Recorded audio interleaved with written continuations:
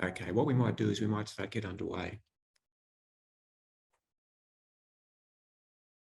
So, once again, my name's Mark Patterson. I'm Principal of Currie and your moderator today. So welcome to Transparency and ESG, the release of the 2022 Global ESG Monitor Report for Australia. Now, Currie is the Australian partner for the Global ESG Monitor and a participant in the UN Global Compact and a proudly certified B Corporation. We are sustainability communications specialists.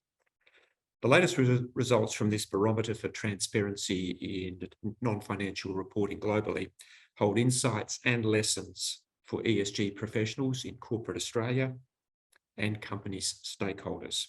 Today, you will discover a bit more about the best performing companies in the ASX 50 for transparency, how reporting by these companies globally compares with best in class, and what Australian companies can do better.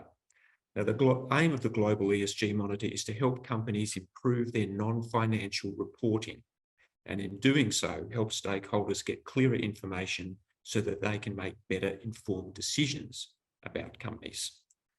To explain the Global ESG Monitor, let's look at what it is not. It is not a measure of actual ESG performance, but it is a measure of transparency of the ESG disclosures made by a company.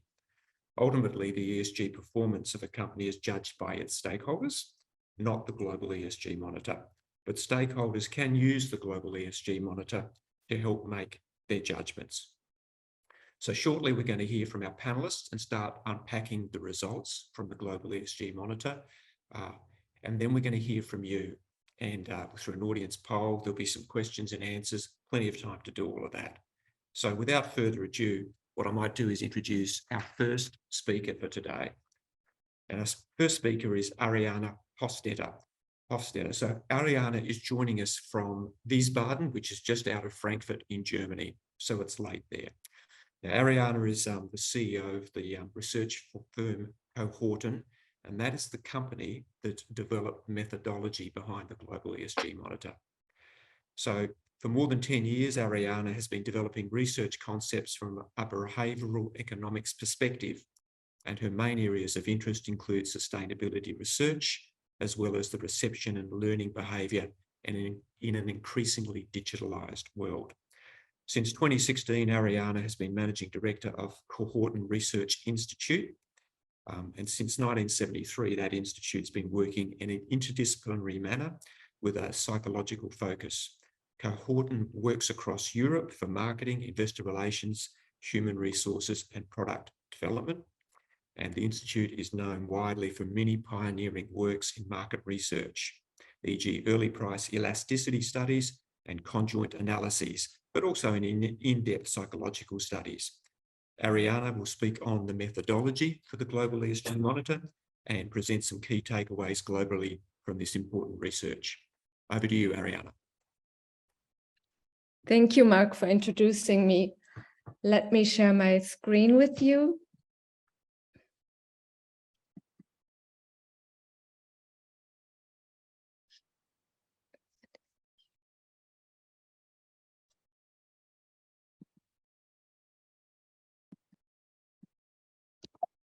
Hold on. Sorry for that. All good, Ariane. It worked 5 minutes before the start time. Yes, I'm sure it was there and now it is not. I'm so sorry. Just trying to make it more fun and exciting to unpack the results. So I hope it works now.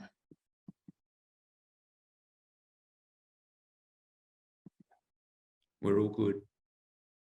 Good. Thanks again, Mark, for the introduction. It's a pleasure for me to be present to present these results to an Australian audience. I had the pleasure to work with Australian people on this project, and I can tell you they are very friendly and very critical people. But even when the discussions were getting tough, we got along great, and I hope this stays the same with you, my audience, after I have finished my presentation. as Mark said, I work since more than a decade in market research, helping companies to make informed decisions based on profound analysis.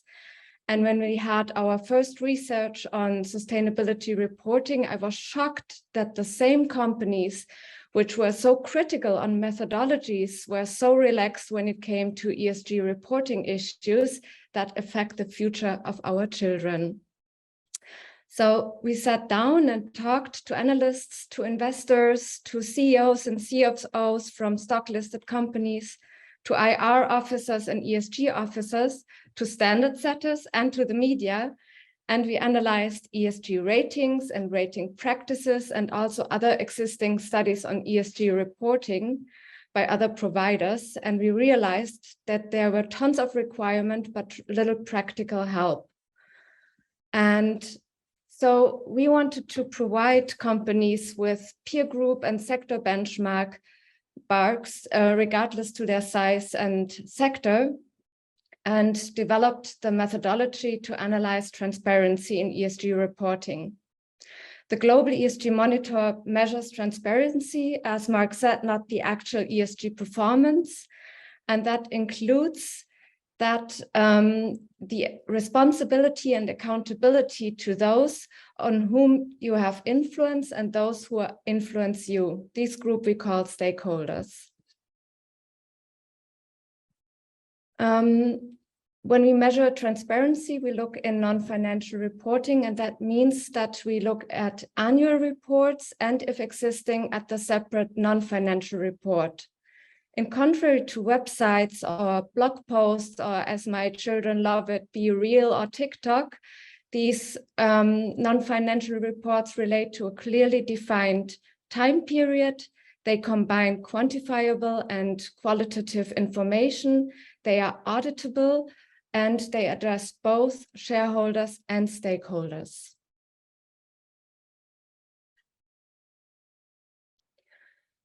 We often get asked about our methodology in detail, and let me show you a slide on this. On the left side, we show how we define transparency, and transparency sits under 6 interdependent dimensions.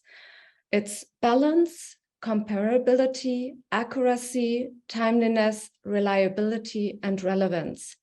These dimensions form transparency because they enable stakeholders to compare data. They enable stakeholders to make decisions by having balance, by having information on what works or what didn't work. They can judge on relevance. And so this is what we tried to emphasize before. It's not about judging on business models. We try to judge on transparency if information is there, or if companies follow the comply or explain principle. On the right side, you see the structure of our GEM Assay 2022. And what I try to show here is on the left side, underlaid in yellow, these are the sustainability topics. It's prosperity, people, planet, governance, value, and supply chain. And on the right hand, underlined in white, it's topics which also contribute to transparency, such as strategy and strategic instruments, bodies and responsibilities, frameworks, and sustainability context. Keep in mind, professional ESG reporting should enable all stakeholders to make informed decisions on the relationships they want to have with companies, and therefore this transparency is needed. What you see on this chart is the basis for our scoring model, and the scoring model did not take all of the 184 topics we evaluated. It took all of the topics which we thought were fulfillable by every company, no matter what kind of sector or size this company has. So that's really important for us too, that our methodology works for every branch, every sector, and every size of company.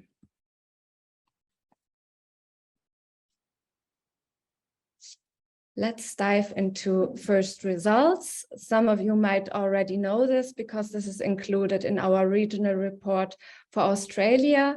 And I named this chart the trouble of averages. And what you see is that we have the ASX scoring with 53 points on average, at same level as the S&P 50 in USA, the Euro Stoxx with 66 points, and the S&P Asia with 56. Achievable were a total of 100 points. And as you can see on the right side, the distribution for Australia, we have a big majority of companies scoring between 74 and 50 points. That's our second quartile of transparency. And we have only a slight slice, which is white. It's 2% of companies scoring, we call high scorers. And we have a quite bigger slice on companies who are our low scorers, which score between 24 and 0 points. And what we can see on this chart and what we can learn is that when we look at the average, that there's room for improvement. But what those averages don't tell us is how can these companies improve and what needs to be improved. And I picked up some examples for you to show you that it's mostly a matter of detail.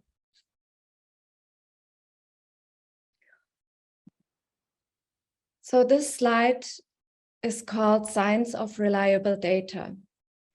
The first topic is on commitment to reliable data. This is often found in the disclaimer, and we start off with 72% of companies who include something about this in their reports. Information on the reporting methodology, often found in a chapter called About This Report, is only found with every second company. The percentage drops even further when it comes to auditing. And here we do not even differ yet if it's audited with limited or reasonable assurance. We already have a very low score with only 36 of audited reports.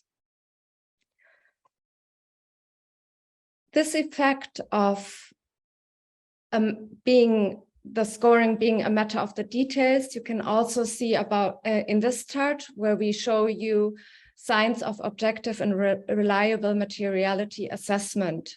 Material assessment is formed of two parts. On the left side, you see the stakeholder engagement process or reporting on the stakeholder engagement process. And on the right side, you see various aspects of double materiality and about reporting on this. So let's look at the stakeholders. We see that 62% of all companies list their stakeholders. So they let stakeholders know who they think are important groups for them. But when it comes to stakeholder mapping, the information about identification and prioritization, it's only half, 32% who include such kind of information. When we then look at the parts of materiality, we see that 86% talk about their inside-out perspective, but only 68% about their outside-in perspective. And numbers keep on dropping when we go further with reporting on a structured materiality process. Only 64% of the companies include such an information, or reporting on financial materiality, it's 56%. And we go all the way down to reporting how materiality affects stakeholders' assessments and decisions about the company, 32%, and only 18% say something or include something like a materiality matrix, which shows the tension field of stakeholder expectations and company strategies. On the right side, you see the overall average of what we call quality criteria. This is to include the year in which the the materiality assessment was conducted. It's about information on how prioritization of the materiality topics were made and how these topics shall be addressed. And here the rates drop down to 16%. But we do not only have this effect when we look at commitments or about strategic instruments, we also find this effect in topics. And I brought you two topics on the left side on human rights and on the right side on environment.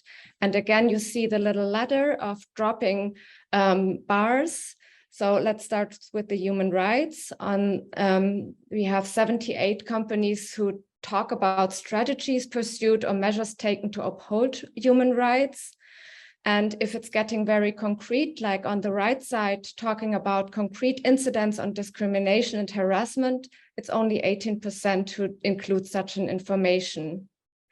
If we look at the middle part, information on child and forced labor, we see that talking in general about human rights strategies and risks is something we find, but when it comes to a concrete topic like child and forced labor, the numbers get lower. Same effect in environment. The Australian companies had the highest rate in describing the environment in which they operate. 96% include such an information, but only 62% disclose qualitative account on the use of natural resources or the impact on them. So 3 slides, 3 examples that it's all about the details, and that we can see that Australian companies already report on various topics on a broad variety of topics, but they do not often get into detail. And what we want to offer is that companies shall have benchmarks or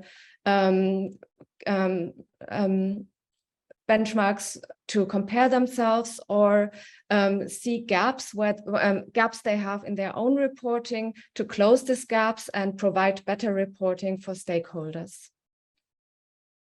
And that's basically what I brought for you. Thank you, Ariana. Terrific. Hey, we've got a couple of comments and questions that we might cover off now with you. Is that okay? Yeah. Yep. Okay. So the first question is from Rick Walters. Thank you, Rick. And Rick writes, Ariana, GRI has dropped the requirement for a materiality matrix. Why do you think this is still important? Do you disagree with the advice from the Global Reporting Initiative? No, I said when I presented the result, I said a materiality matrix or something similar. What we think is really important to show the tension field between stakeholder expectations and the decisions the companies make. That's to make transparent to stakeholders how far their concerns had been included in the strategies, in the materiality topics. And it doesn't have to be necessarily a materiality matrix. It can be something similar to it. Thank you, Ariana. Now, another question here from Tamara Summers from Zero in Melbourne. I'm interested to know whether you included modern slavery statements in the separate non-financial reports, because this is where many Australian companies will disclose details around child and forced labour. And I guess, Ariana, this brings us to the point of how many reports are auditable and reviewed and assessed by the Global ESG Monitor and the rationale there. So your response to Tamara? We looked at non-financial reporting, which means that we looked at the annual reports and at the so-called separate reports. And what we noticed when we started compiling our database is that companies start producing a variety of reports. And we decided for those reports who have the broadest separate non-financial approach, because we think that non-financial information has to be accessible to all stakeholders, and should not be a special interest publication such as a company magazine or anything comparable, or a policy. Thank you, Ariana. We've got another comment or another question, actually, which we'll come back to, Rick, in the open Q&A session, if that's okay, because I think that might fit with a number of other questions that will come forward. Before we move on to that, though, here's one question here from Mel Cutler, Ariana. Why do you think the earlier slide you had, which showed average ESG scores, had Asia higher than Australia and the US? Generally speaking, Australia usually has a slight leadership edge on Asia, with Europe leading overall. And actually, that's an observation I'd made previously too, Ariana. So I was a little surprised. So that question, why do you think the earlier slide you had, which showed average ESG scores, had Asia higher than Australia and the US?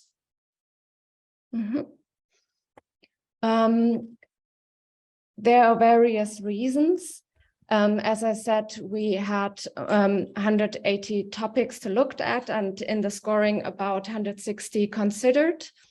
And we can divide our scoring into different perspectives. For example, in a perspective of environment, in a perspective of governance, or in a perspective of all the other dimensions which I noted before. And if you give me a second, I tell you concrete the differences between Australia and Asia, because if I remember correctly, Asian companies scored a little bit higher, for example, in the area of governance. Yes. We have a slight advantage for S&P Asia on the topic of governance, and on the topic of the planet, it's only 1%. So no, governance is the thing which makes the big difference between the results we had for Australian companies and the results we had for S&P Asia companies. Thank you, Ariana. And thank you to those questions, Tamara, Mel, and Rick, and we'll come back to others a little bit later. Thanks, Ariana. So just a change of tack now. So today, this webinar is being co-hosted by Currie and the United Nations, well, the UN Global Compact Network Australia. So our next speaker to give us an insight around the lessons and insights from this research for corporate Australia is Kylie Porter. Now, Kylie is Executive Director of the UN Global Compact Network Australia and a highly regarded sustainability leader with 20 years experience in corporate and international development. Over the past 4 years, Kylie has established the UNGCNA as the #1 sustainability initiative for business in Australia. So during this time, the UNGCNA has grown from 92 participating organisations to over 240, including over 50 ASX listed companies, and it has a 93% retention rate. What you may know that Kylie is stepping down as Executive Director, and this may in fact be one of her final public speaking engagements with the UNGCNA. So we're thrilled to have you here today, Kylie, and over to you to cover off some of the lessons and insights from this research for corporate Australia. Thanks, Kylie. Thanks, Mark, and thank you for inviting me today, and also to Ariana for that really insightful overview. I would also just quickly like to acknowledge the traditional owners of the Wurundjeri people of the Kulin Nation, which is where I'm joining you from today in not so warm Melbourne. So today I've been asked to talk to you really about the role of business in delivering the sustainability agenda, including the importance of transparency and reporting. But I thought very briefly, I know quite a lot of people on the call, but for those who are not aware of what the UN Global Compact is, we're an initiative that started in 1999 by the then UN Secretary General Kofi Annan. The initiative assists businesses with acting more responsibly through the lens of the 10 principles, which cover anti-corruption, human rights, labour and environment. And then we also encourage companies to contribute more broadly to societal goals. And we use the Sustainable Development Goals, or the SDGs, to do that. So as Mark mentioned, we are the world's largest corporate sustainability initiative. There's 20,000 participants globally. So to put that in perspective, the initiative represents over 87 million employees across 160 countries. And as Mark said, we have over 240. In fact, we're likely to land on about 250 members by the end of this year. So a lot of the companies that are our participants and that have been benchmarked through the ESG Monitor report. And that, I thought, was a good place to start. For those who have had a chance to scan through the report actually mentions that 77% of the ASX 50 refer to the SDGs. So what does that actually mean? For those who aren't aware of the SDGs, they're a set of 17 goals that were agreed by all 193 member states of the UN in 2015. They came into effect in 2016, and they cover a path effectively to a more sustainable future. So what they do, they put human rights at the core. They provide a platform from which business can thrive and continue in its role as a contributor to economic growth. They provide goals and targets that align business strategies to where the business can actually be an essential vehicle for sustainable human development. And they assist business, as well as other stakeholders like civil society, academia, and government, to ramp up efforts to make sure that no one is left behind. Globally, however, we're about 64 years behind schedule. So they think that, for example, it would take over 250 years to achieve to actually close the gender gap globally. Instances of modern slavery are increasing annually and have increased quite dramatically since COVID, with 1 in 10 children subject to child labour globally.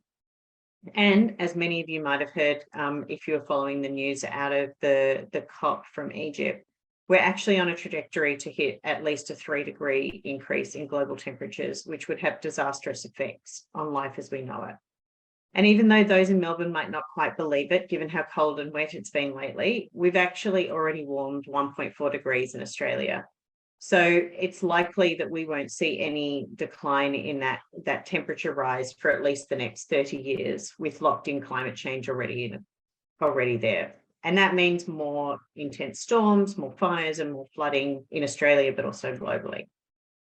So coming back to the ESG Monitor, the Monitor mentions that SDG 13, which is the SDG on climate action, is the most referenced goal, with 64% of the ASX 50 referring or committing to it. The report, however, also mentions that 89% use or reference the TCFD, so the Task Force for Climate-Related Disclosures. This is a key tool and a very widely accepted tool for disclosing climate-related data. The report also mentions that 78% of the ASX 50 list their emissions and 76% disclose their emissions as well as the path to achieve them. Meeting SDG 13 also requires meeting the Paris Agreement. So effectively, it means that companies need to reduce their greenhouse gas emissions to align to a 1.5-degree world. So my view is that the companies that understand that the SDGs actually need to be integrated into their strategy and into their operations would naturally be disclosing their emissions and their emissions reduction strategy. This also means that they will naturally be more transparent about their scope 1 and 2 emissions, and also their scope 3, to the extent of understanding that those are the most complex scope emissions to actually reduce and understand because of how complex they are. And I don't actually think that many companies do scope 3 very well because of the complexity in reporting.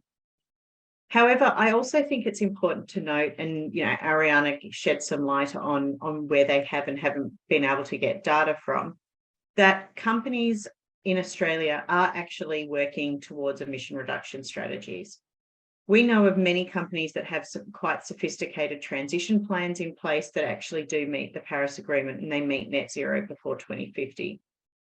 And many of these companies have created these plans in the absence of government policy and direction, which also means that for the last probably 10 or so years, business has been filling in a void that has lacked from government in Australia. We are now seeing a shift in that with the Labor government and some of the amazing announcements that have happened even yesterday, but over the last few months. And I think that will send a clear market signal for companies to start being a lot more transparent about what they're doing on the environment side. The report also does mention the lack of detail on human rights in the supply chains. And similar to Tamara, I did have a question about whether or not the modern slavery, company modern slavery reports were looked into. We know that the Modern Slavery Act has absolutely raised awareness and understanding on modern slavery, which includes forced labour and child labour.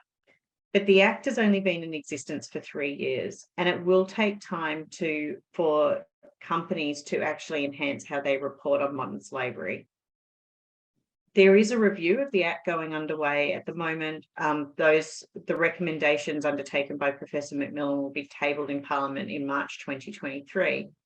And there is some sentiment that a review of the Act will see some form of due diligence requirement introduced, which will probably also see an increase in the number of ASX companies providing information on how they approach human rights due diligence. Now, it's also important to note that, as Tamara rightly pointed out, companies disclose their approach to modern slavery through their modern slavery statement. Those statements do not require the company to be transparent about whether or not they've actually found modern slavery in their supply chain. But we are seeing a shift with that. This year, Woolworths, when they released their statement, they actually went into detail about modern slavery that they found in their supply chain. And I think in Australia, when it comes to transparency and reporting, we tend to see an increase in the amount of transparency once one company moves. So it's sort of a leader and follower situation a lot of the time. What I did find surprising was that the report mentions that only 36% of the companies in the ASX 50 provide information on their human rights risks. I found this a bit disappointing given what I've just said about modern slavery and the fact that a lot of companies reporting on modern slavery, or the companies reporting in the Modern Slavery Act, actually do need to explain how they've identified their modern slavery risks, whether that's at a product level or a country level. However, it isn't surprising that we've only got about 26% of the ASX 50 naming strategies to prevent human rights. That's not to say that they don't have strategies, but it would be really interesting to dissect the analysis on what was done to capture, for example, company grievance mechanisms that might not be disclosed in detail in their reporting. However, overall, I think it's really important to note that Australian businesses have really ramped up their efforts on sustainable development, but in particular on using the SDGs. They definitely need to be more transparent, both the good and the bad. And I think part of the issue has been the fractious relationship between business and civil society and business and media. There is a really good opportunity for Australian businesses to do more storytelling and share good businesses. And that's a role that we've tried to play at the UN Global Compact Network Australia through our reports, many of which include case studies and good practice guidance. So to close quickly, I wanted to share some insights on what business can do to be more transparent in their reporting on the SDGs. These insights come from a report that we released recently on the SDGs, following the first of the SDG Ambition program, which concluded earlier this year, and of which round 2 has already started. So the first is really making sure that the businesses prioritise their focus areas. This means aligning their SDGs with their organisational purpose and goals to enable prioritisation, allocation of effort, time and resources, and to provide a framework from which to disclose. In our experience, Telstra do this well if you want a report to look up. Investing in long-term initiatives. This requires setting ambitious targets that can be scaled over years or decades and withstand transitions in leadership. This also enables a business to demonstrate its actual impact on societal goals. Again, as an example, Ramsay Health do this well. Adopting a robust reporting. Internal business practices must track how the business is performing. This means through KPIs, data collection against metrics, and consistently reviewing areas that need to be prioritised and improved in order to enhance decision-making. Transurban is a good example of a company that does this. Involving stakeholders. We mentioned earlier about knowing your stakeholders and disclosing them. This is key. Knowing who your key both internal and external stakeholders are is crucial. And this does include executives, consumers, suppliers, employees, investors, civil society. The list can go on and on and on. You need to identify the ones that mean the most to your business and enable them to be part of the process to set their goals. Social enterprise, thank you, and tech company Calix do this well. And finally, build networks and partnerships. Time and resources are limited regardless of the size of the business. You need to collaborate. be it with universities, other businesses, government, and other institutions like the UN, to capitalize on strengths and manage your weaknesses. Leveraging the sustainability ecosystem absolutely provides opportunities beyond revenue generation, and we see success with this from piping hot. So thank you, Mark. I've probably talked well over what I was supposed to, but I'll leave it there for now. All good, Kylie. Thank you. Before we move on, though, there's another question that's just come in, and I'll put it to both you and to Ariana, and then to you, Robin, as we introduce you. So this question's open to the whole panel. So focusing just on transparency can encourage greenwashing. Now that's the claim, right? So, for example, a coal mining company which discloses all of its risks and impacts will score very highly. Some stakeholders will assume that this high score equals high ESG performance, which is not true. And I think we'd agree with that. How do you reconcile this? Aren't we moving beyond the time when transparency is enough? So who'd like to tackle that question first? Kylie, Ariana? I'm happy to tackle it. Have a go, Kylie. It's a great question, Rick, and thank you for asking. I mean, look, I think Mark somewhat already answered it, saying no, it shouldn't have a high ESG performance. And I think this is where we need to reconsider how we're looking at transparency and disclosure. So if you want to take a coal mining company, let's say it's a pure play coal company, and it has no transition plan. To me, that means a 0 score in environment. It's really that simple. We know that coal has an end life. We know that if a company doesn't have a transition plan, that it's not going to survive in the next couple of decades. So if you look at the E side of ESG, absolutely they shouldn't be scoring highly. I mean, I'm not a data analyst. I'll let Ariane answer the question on that. But that then doesn't mean that they wouldn't be scoring well on the social side. So they might have a very, very strong human rights policy. Now, if they don't have a transition plan, they're probably not going to be doing just transition well, and they probably wouldn't have a plan for their workers. So they'd probably get a bit of a negative score on that. But governance-wise, they might be incredibly strong. So, I do think the debate about, transparency, I think, what did you say? Are we moving beyond a time when transparency is enough? I think we are starting to do that. And I think the more awareness that companies have about ESG, which in my view is the same thing as sustainability, but we can have that debate another time, then there absolutely should be, I guess, penalties, for want of a better term, particularly by investors, if they don't have things like a transition plan, if they don't have things like a human rights statement that includes how they're going to transition their workers when it comes to the end of coal, for example. But Ariane, I'm interested to hear from you about how you'd score that. Well, as I said in the beginning, it's also, sustainability is also about the fact that business have to be accountable to those who are affected by them or who have an influence on them. And these are the stakeholders. And the stakeholders are the ones who are supposed to make informed decisions. And these decisions are only possible if they have transparency on all aspects. And then they can decide whether they like something or do not like something and form their decision. And they also, by transparency, can sharpen their expectations, because sometimes stakeholders don't think of all the aspects. But if they see in a transparent way all the aspects of non-financial reporting, they have a possibility to sharpen their expectations, make informed decisions, and decide whether and to which extent they want to interact with a business. Thank you, Ariana, and thank you, Kylie. We'll come to Robin Leeson now as our third speaker for today. Now, Robin is Vice Chair of the Global Sustainability Standards Board for the Global Reporting Initiative, and she has over 25 years of experience in the environmental and broader sustainability fields. The Global Sustainability Standards Board has sole responsibility for setting the first globally accepted standards for sustainability reporting the GRI Sustainability Reporting Standards.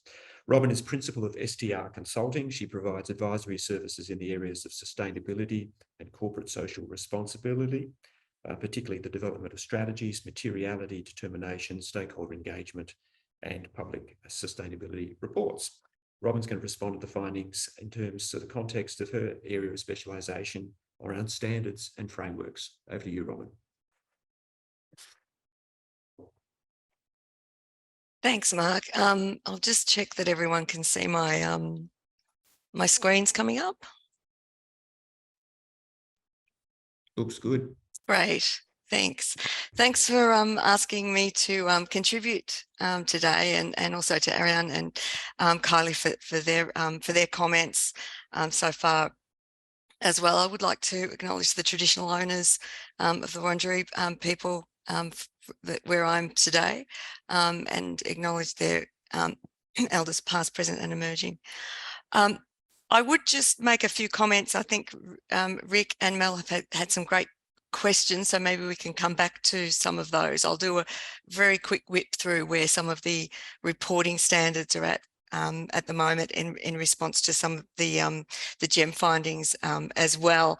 I think with sustainability reporting and ESG, my experience is things move at only one of two paces, either glacial or lightning, and nothing in between. And I think that's the period in which we're living right now over the past couple of years and into the next three to 5 years as well. So just a really quick update on some of the reporting standards as we're seeing them applied. So we have the entry of the International Financial Reporting Standards through the International Sustainability Standards Board. And this is really the central piece in terms of the financial impacts on an organisation. So the IFRS has embraced the TCFD's recommendations, also the Sustainability Accounting Standards Board, the Integrated Reporting Group as well, and we now have those sort of standards being reiterated and reflected on in some new exposure drafts that you've probably seen floating around. I encourage everyone to have a look at those. And their main mantra is around looking at how some of these topics, particularly climate change as a first major topic, impact on an organisation's ability to generate and maintain cash flow. And the audience for that set of standards is really around investors. It's not necessarily multi-stakeholder in that sense. At the same time, the Global Reporting Initiative, which I'm more involved with, has updated our universal standards, and these apply from 1st of January next year. These also, in terms of the comments Kylie made, apply human rights as a more dedicated and central position from a due diligence perspective as well. So reflecting those global moves around the due diligence approach to sustainability more broadly, but also in terms of human rights specifically.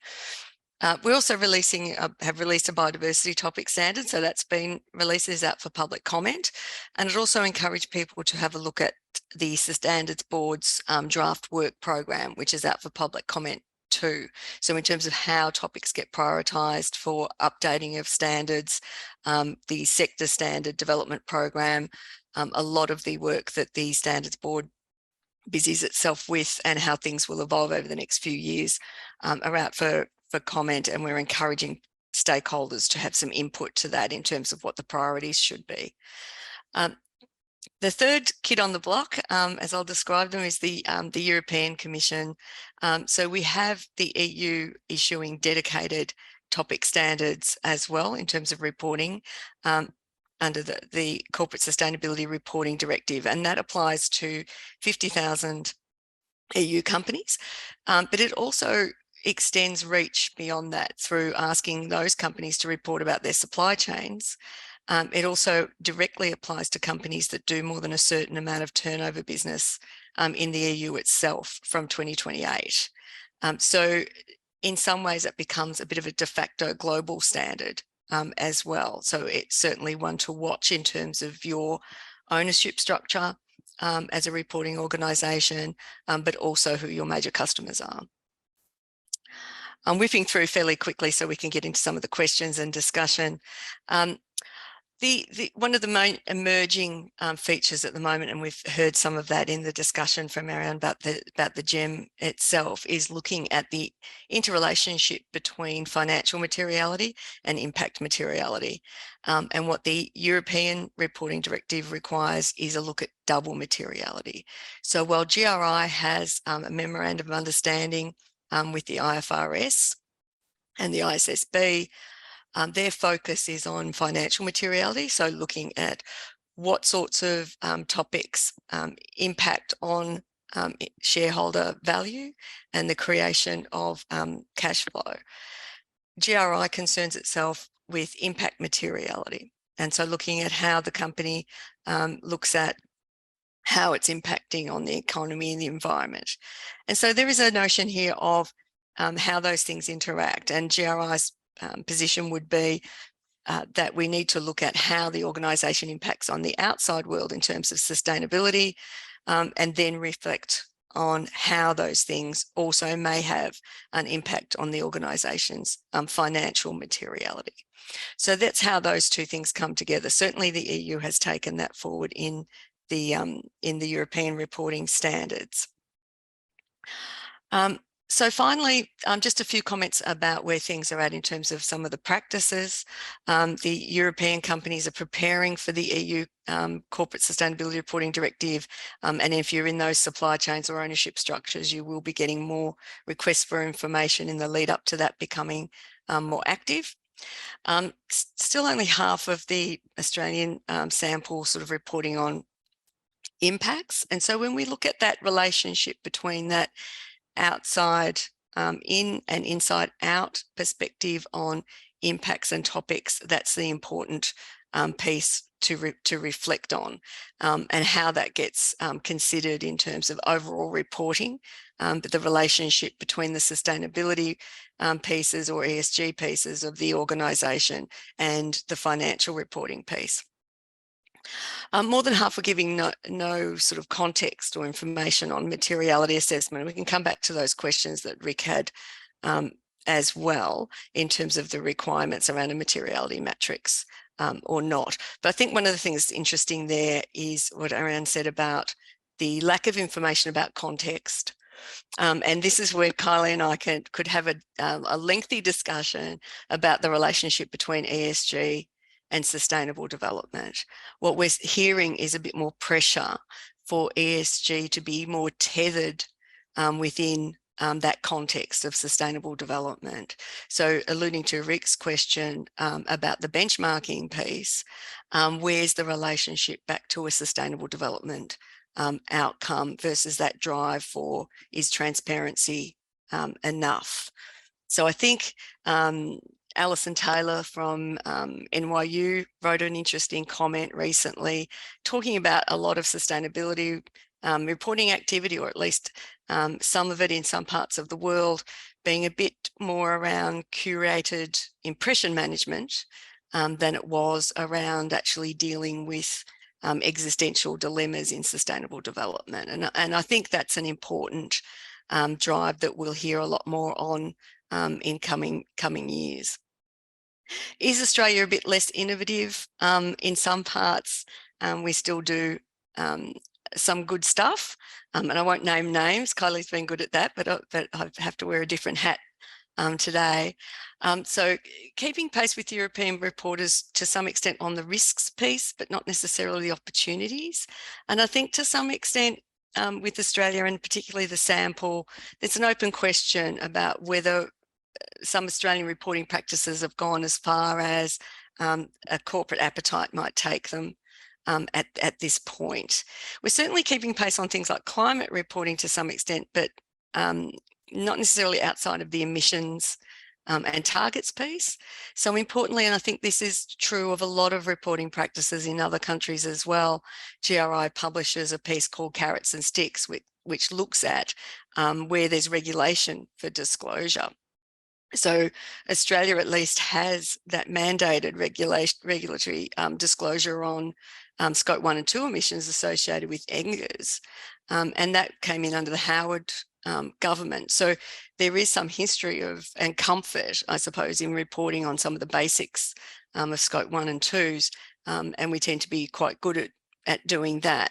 But beyond that, into broader TCFD territory around scenario planning, using sort of shadow prices for carbon, or even looking at executive salary linked to those goals, we're a little more tentative.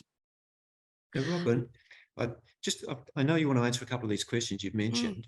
Can we jump into this one here? It's a question from Matt Warburton, and he asks, which analysis and reports on corporate sustainability performance, as opposed to transparency, do you consider the most credible? And I put you on the spot. Thanks.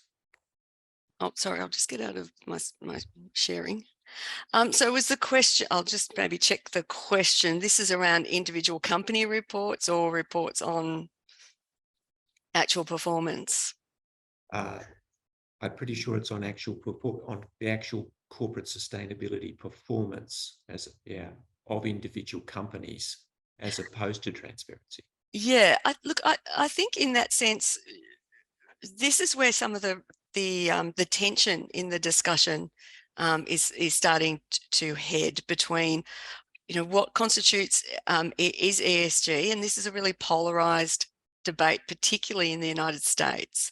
And I encourage you to sort of look at some of the materials and the papers that are coming out that look a bit more closely at this. But there's this tension between, is transparency enough? And there's a fair division here. So certainly we've looked at in markets where there is mandatory disclosure on things like the gender pay gap. So there's a discussion at the moment in the UK about having disclosed the gender pay gap for X amount of time, and the gender pay gap in some places just is not closing or getting better. So does that call into question the whole mechanism of, is disclosure enough? And if it's not, then what are the other mechanisms that could be put in place? I certainly think that transparency is a precursor to a bunch of things, right? It allows us to have that conversation to say, is the needle moving in the right direction? I think the other piece around looking at benchmarking, so there are a bunch of benchmarks that do look more closely at some of the performance related pieces. So the World Benchmarking Alliance, for example, looks a little bit more closely at where organisations fit in relation to actual performance on those things. So when we look at some of the work that occurs in the ESG space, you guys are focused clearly on the transparency piece. There are others that are focused on looking at some scoring, which is, are we doing things less bad than we were before, as opposed to what's the nexus here between an organisation's footprint, managing that performance in terms of environment and society, and what the actual ask is here. So what's the context? And I think that was one of the features in the slide deck before that Ariane had, that we're sort of slipping behind a bit in looking at what's the context in sustainability here. Companies don't talk about that so much. So we may talk about whether or not we're using a lot of water resources, for example, or consuming a lot of water resources. We're not so good at telling organisations or reporting on, is that a big number or is that a small number? Am I taking that water from a place where the water is scarce? Am I taking that from other stakeholders who depend on that water? That's the area that is more pertinent, I suppose, in the sense of where we're trying to head in terms of sustainable development and what goals we're trying to reach. We're a little more shy about moving beyond our immediate little walls of our own sort of declining or improving corporate performance on something. But that's the next part of this conversation, right? Yeah, thank you, Robin, for that answer. Now, we've had a couple of other questions come in, but we've actually, we're about to run out of time. So what I might do is thank everyone for joining us today. In summary, two things. First, an invitation. The methodology for the Global ESG Monitor, the GEM assay, 15 sustainability topics, 184 criteria scored across 6 dimensions, is fully described in the Global and Australian reports. You can download it from www.globalesgmonitor.com. Your thoughts and comments are always welcome. Second, in addition to the report, the Global ESG Monitor provides benchmarking analyses for peer groups, sectors, and indices. Companies can compare their transparency on ESG with others, identify the weaknesses and strengths in their reporting, and take action where required to improve it.